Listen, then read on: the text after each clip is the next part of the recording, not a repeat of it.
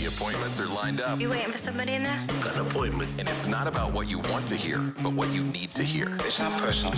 It's strictly business. It's time you and me had a private talk, Winger. Step into my office. It's Step Into My Office with Michael Lombardi. Mr. Lombardi, we'll see you now. All right, it's time for some tough love. The first guy stepping into the office today, head coach of the Atlanta Falcons, Arthur Smith. His team inexplicably losing to a quarterback that didn't know his team names, didn't take any reps at practice, was only with the team for 5 days, yet he goes on to lead a game-winning drive. To make matters worse, this is not long after, mind you, Michael, that Arthur Smith talked about how it takes a lot of time in the NFL to build around a quarterback. Then they go and do that. Taylor Heinicke was okay in his first start, but the offense continues to fail to utilize their talent. You called yesterday a fireable offense. Arthur Smith is in the office. How does he overcome this bad loss to turn things around?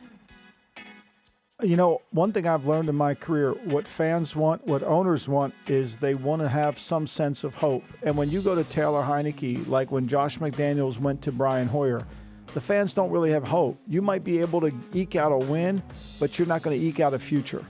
And I think you're being short-sighted here. Look, Ritter turns the ball over, so does Heinicke. You know, you need to figure out who your best players are and get the ball to them. I know you've got a lot of toys. I know you do.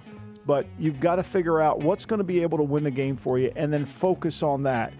Right now, Jonnu Smith is one of your better receivers. He actually plays tight end, and he's made big plays for you. So I think what you need to do is sit down and say, okay, these are the players that help me win games, and I'm getting the ball to those guys and move forward. But you better sell some hope to the front office and to your fan base. And Taylor Heinicke isn't hopeful. Another ugly loss in an uglier quarterback situation with the New York Giants. Daniel Jones had his first game back since the neck injury, ends up tearing his ACL. He's done for the season in what was just the start of his new 4-year, $160 million contract. Tommy DeVito steps in, Tyrod Taylor on injured reserve. What should Joe Shane do as he steps into the office to help solve this quarterback situation moving forward? And would you advise him to look ahead to the 2024 QB class? Well, he's got to spend as much, Joe, you got to spend as much time on 2024 as possible. You're going to have to draft a quarterback. If you're going down this Daniel Jones coming off an ACL road, you might as well hand in your resignation right now because that's going nowhere. But you need to get somebody in there that the players can believe in. And right now, unfortunately, young Tommy DeVito isn't what a player they can believe in. I don't know where that guy is. Maybe it's Matt Barkley. I don't know. I haven't watched him practice. But you're going to have to bring somebody in because you've gone into 2 games where you're one play away from DeVito having to play in them, and you've lost both games because DeVito had to play in them. You better fix it. I hate to say it, but Tommy DeVito, the Danny DeVito of quarterbacks, and not in a Emmy-winning way. Let's go to Mike McDaniel. Get your shine box. Mike McDaniel stepping into the office, head coach of the Miami Dolphins. Dolphins 6-0 this season when they're playing teams with a losing record, 0-for when they play teams that are over 500. Miami's high-octane offense scores only 14 against the Kansas City Chiefs this past week. If the Dolphins want to consider themselves among the AFC's elite, be true contenders, how should McDaniel proceed with this group? I think you learned a great deal in Germany. Your defense is there. Your defense is really close to being good. And you might shift from being a great offensive team to being a great defensive team. That's what you walk off that field. Look, you held Kansas City to 5 first downs in the second half. They didn't score a point. They weren't even able to run the clock out on you. That shows you how good you're playing defense. You're going to need to figure out how you're going to get this offense to where it could become a little bit more physical and you could take advantage of some of these better defenses because right now the bar for you to pass is too difficult. You can't handle great defenses. I mean, you went the whole first half with, 5 punts and a fumble. You can't start slow. And when the game's on the line, you and I both know that if someone's in front of Tua, it's not going to work. So you're going to need to figure it out. Now, Chun comes back. That'll help your run game. You need that. You're going to need to start to run the ball more than throw it at least early in the game because your running games right now going to keep you in it. I think your defense is going to be able to win games.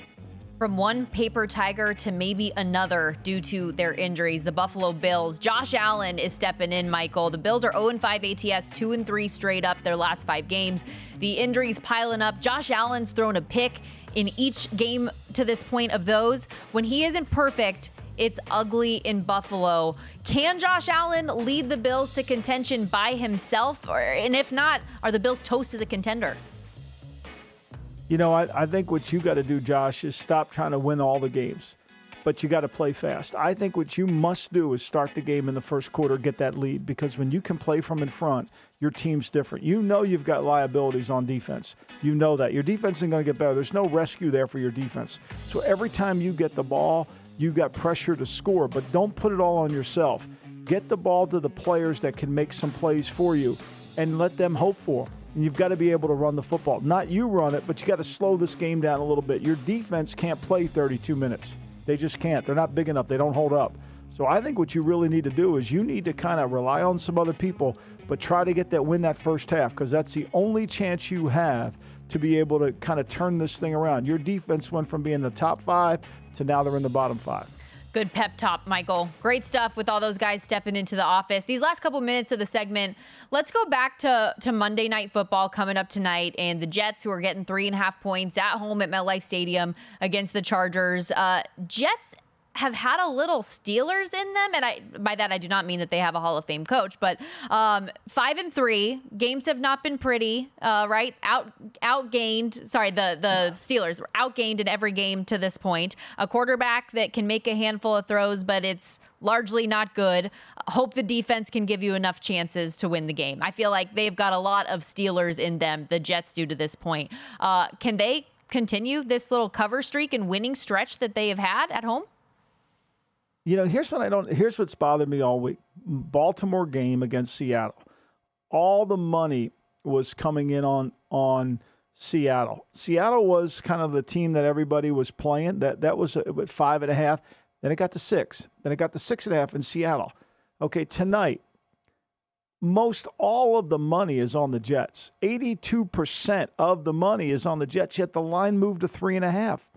You know, we heard Thomas Gable say we had fair balance in the Cowboy game. That's why that line stayed the same. It didn't move.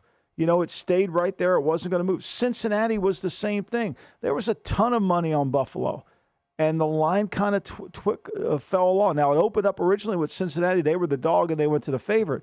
But this line smells to me. And everybody, go through it today. I don't know of anybody picking the Chargers. Everybody is on the Jets. I understand that the public has had some really good plays, but this seems like a public play and a sharp play to me. I just know this. The Chargers, if they protect, they will throw the ball effectively. And how will the Jets score? Look, I know the Chargers defense isn't very good, but let's be clear here. Zach Wilson hasn't thrown 100 interception and 170 passes. He's due. He's probably due for 2. Yeah, just 1 interception in the last 5 starts for Zach Wilson, which is uncharacteristic for him. You're right. He also only has 1 touchdown the last 3 weeks, 58.3 completion percentage. It's only 2 games this season that he's gone over 200 passing yards. So I'm with you. Like, it's going to be, even with the Chargers' defensive struggles, a struggle for this Jets team to score points. The total in this game is sitting 40, Michael. You also have a good Jets defense on the other side that's particularly good against the deep ball. For the Chargers, in terms of point production, like when you look at this total of 40, does that make you want to lean under, or what's your opinion on that total? I think, primetime games have a tendency always to go under. Yeah. Like last night, it went under. So you're bucking the trend if you go over. At 40, though, that's what you're looking at is a 20-17 game, 21-17. You know, you're looking at one of those. I think, to me, that's probably right. You know, I would probably lean slightly towards the under. Kellen Moore has played against this style of defense quite a bit, you know, so he's familiar with it. They should have a really good opening drive. And if you can make Zach Wilson play from behind, he's going to have to throw the football. And, you know, can they block Bosa? Can they block Khalil Mack? They're going to have to block those guys. And how much are the Jets willing to put Wilson in the game? They really don't. They keep them kind of tailored back, and then when they get to the red zone, they really tailor. Like, they're not passing up 3 points. Can that work tonight against some good offensive skill players? I don't know. If I would lean Chargers tonight. I really would. Lay the 3.5 because there's something fishy going on here. If all the money's coming on the Jets, why isn't that line moving back the other way? And to your point about the unders, 20-7 to the under in primetime games, all but one Monday night game this year have stayed under. Go to VSiN.com/subscribe to become a VSiN Pro subscriber today.